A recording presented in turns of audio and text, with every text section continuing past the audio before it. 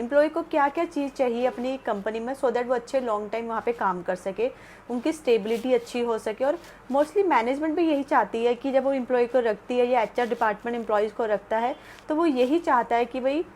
कि मतलब वो यहाँ पे प्रॉपर वे में काम कर सके और लॉन्ग टाइम के लिए वो यहाँ पे जॉब ज्वाइन करता है। ना कि ऐसा होता है कि वो 1 ईयर या 6 महीने के लिए, उसका मेन मोटिव यही होता है कि वो लॉन्ग टाइम काम करे और बड़ा ही स्टेबल होकर काम करे पीसफुली। बट कुछ सर्कमस्टेंसेस ऐसे होते हैं एम्प्लॉय को जॉब छोड़ के जाना होता है, उसका क्या रीज़न है, तो आज हम डिस्कस करते हैं पॉइंट्स। तो फर्स्ट जो रीज़न है लैक ऑफ करियर ग्रोथ। तो इसका मेन रीज़न क्या है, लैक ऑफ करियर ग्रोथ। जब एम्प्लॉय को मतलब मान लो उसे ज्वाइन कर लिया और उसने ज्वाइन कर लिया और उसको लग रहा है कि उसको कोई लर्निंग नहीं मिल रही, लर्निंग मतलब कि उसको कुछ सीखने को नहीं मिल रहा। अगर एम्प्लॉय को कुछ सीखने को नहीं मिलेगा, कुछ नया कुछ नहीं मिलेगा, मतलब कुछ अच्छा, तो और उसको कोई ऐसा नहीं लग रहा है कि उसे ऐसा नहीं लग रहा है कि लाइक उसे 3 इयर्स हो गया और उसको कोई अपॉर्चुनिटी नहीं मिल रही, कोई प्रमोशन नहीं हो रही, तो उसको क्या लग रहा है कि यहाँ पे कमी है करियर ग्रोथ की। अगर मैं यहाँ पे 7 ईयर्स या 6 ईयर भी काम कर लूँगा या लूँगी तो उसको यही लगेगा कि यार करियर ग्रोथ तो है ही नहीं है, तो उसका कोई फ़ायदा नहीं। तो इन फ्यूचर आपको पता है कि यार हम लोग अगर कहीं कहीं नई जगह में जाएंगे तो कुछ सैलरी पैकेज का भी ग्रो होता है एंड सैलरी डेजिग्नेशन के, तो इसका रीज़न ये भी होता है करियर ग्रोथ नहीं है, तो इसलिए वो मूव करता है। सेकेंड पॉइंट होता है कि पुअर लीडरशिप एंड मैनेजमेंट। सो इसका भी मेन है कि भाई अगर कोई एम्प्लॉय बहुत मतलब पीसफुली एंड हार्ड वर्क करता है कंपनी में, प्रॉपर जो उसके 9 आवर्स या 12 आवर्स की ड्यूटी है वो प्रॉपर वे में 100% उसको एफर्ट देता है, प्रॉपर वे में काम करता है, कोई पर्सनल लाइफ नहीं होती उस वर्किंग आवर्स में, बट उसको अगर मोटिवेशन नहीं मिलता, उसको अगर कोई मैनेजमेंट की तरफ से कोई गाइडेंस नहीं मिलती, सपोर्ट नहीं मिलती, उसको अप्रिसिएट नहीं किया जाता, या उसके हमेशा उसकी जो लीडरशिप है, उसके जो हेड ऑफ डिपार्टमेंट है, मैनेजर है, वो हमेशा 4 जनों के बीच में कमी निकाल रहा है, उसको छुट्टियां नहीं दे रहा है, मतलब डिफरेंट टाइप्स ऑफ मतलब उसकी जो प्रॉब्लम्स है उसको सॉल्व नहीं कर पा रहा है एम्प्लॉयज़ की, तो एम्प्लॉयज़ तब भी मूव करता है। या मोस्टली पॉलिटिक्स चल रही होती है, तो ये भी रीज़न होता है, तो इस वजह से भी मूव करता है, पुअर लीडरशिप जिसको हम बोलेंगे। नेक्स्ट है टॉक्सिक वर्क इन्वायरमेंट। ये भी सबसे बड़ा मेन रीज़न है कि मान लो पॉलिटिक्स चल रही है कंपनी में कि उसकी जो मतलब उसमें अच्छा काम वो एम्प्लॉय कर रहा है, बट कई बार ऐसा पॉलिटिक्स चलती है कि कि उसकी बातें कहीं ना कहीं ग्रुप में हो रही है, गॉसिप चल रहा है, कोई उसको रिस्पेक्ट नहीं मिल रहा, उसको देख के एम्प्लॉयज़ हंस रहे हैं, या कुछ ना कुछ एम्प्लॉय के किसी बिहेवियर से उसको लगता है कि यार नहीं, यहाँ मेरा टॉपिक चल रहा है, या मेरा जो मैनेजर है वो इस ग्रुप में बैठा है और वो मेरा ही टॉपिक चला रहा है। मतलब डिफरेंट टाइप्स ऑफ मतलब उसकी पॉलिटिक्स होती है कि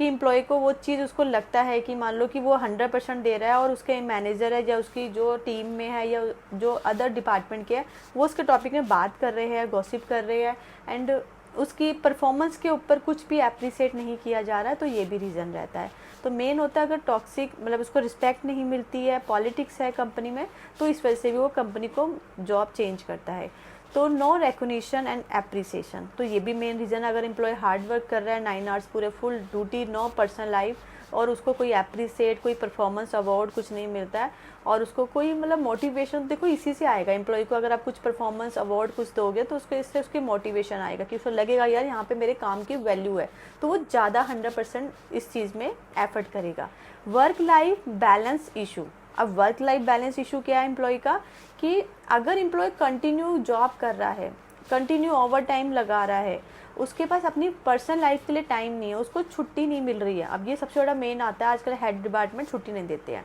तो इसकी वजह से भी वो उसको बड़ा ही काम का बर्डन लगता है। अब देखो हर किसी को एम्प्लॉय को होता है कि यार मैंने 1 मंथ पूरा काम किया, कोई कैजुअल लीव नहीं मुझे मिली, मेरे मैनेजर ने कोई छुट्टी अप्रूव नहीं की, मुझे कहीं मैरिज में जाना था, बच्चों को घुमाने जाना था, और उसकी पर्सनल लाइफ उसकी बिल्कुल ख़त्म हो गई है, तो ये भी मेन रीज़न है। तो इसलिए कहते हैं कि लीव पॉलिसी जो हो, sick leave, casual policy, earn leave, जो भी पॉलिसी हो प्रॉपर वे में होनी चाहिए, सो दैट एम्प्लॉय को भी लगे कि हाँ ये जो छुट्टियाँ है ये मैं अपनी फैमिली के लिए, पर्सनल लाइफ के लिए स्पेंड करूँगा। नेक्स्ट हो गया लो सैलरी एंड बेनिफिट्स। अब ये भी मेन रीज़न है कि मान लो उसकी सैलरी वो ज्वाइन किया था पर उसको 2 सालों की सैलरी की ग्रोथ नहीं हुई, उसको इंक्रीमेंट नहीं मिला, उसको परफॉर्मेंस का इंक्रीमेंट नहीं मिला, तो ये भी मेन रीज़न होता है। क्योंकि अगर बहुत अच्छी परफॉर्मेंस कर रहा है, टारगेट जो दिया उससे अच्छा अचीव कर रहा है और उसको वो चीज़ नहीं मिल रही है, तब भी उसे जॉब छोड़नी पड़ती है, उसको इंसेंटिव नहीं मिल रहा है टाइमली, अगर आपकी कंपनी में इंसेंटिव है उसको टाइमली नहीं मिलता, तब भी उसको जॉब चेंज करनी पड़ती है। नेक्स्ट हो गया lack of opportunity and learning. तो ये भी सबसे बड़ा कमी है कि अगर उसको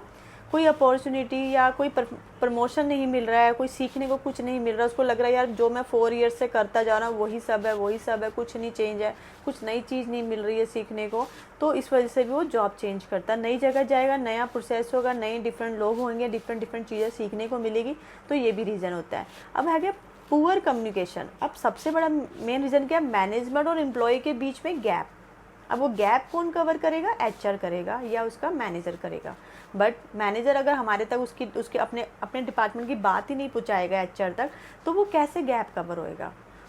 वहाँ पे फिर वो चीज़ आ जाती है ना कि वो एक एम्प्लॉय की बात पहुँचा रहा अपनी टीम की, बट दूसरे की नहीं पहुँचा रहा, तो वहाँ पॉलिटिक्स स्टार्ट हो जाती है, उसको हम पॉलिटिक्स बोलते हैं। तो ये भी चीज़ मेन है कि अगर उसकी कुछ एक्सपेक्टेशन है एम्प्लॉयज़ की, वो हमारे तक नहीं आ रही या एम्प्लॉय हमारे तक नहीं ला रहा है, तो वो चीज़ का भी गैप